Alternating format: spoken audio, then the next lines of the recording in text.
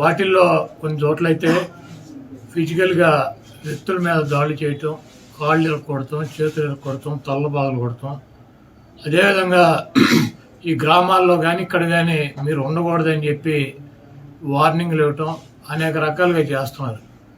వీటికి ప్రత్యక్ష సాక్షులు పోలీసులు దగ్గర ఉండి వాళ్ళు కొడతాంటే వీళ్ళు చూస్తూ నిలబడి ఎంజాయ్ చేస్తున్నారు.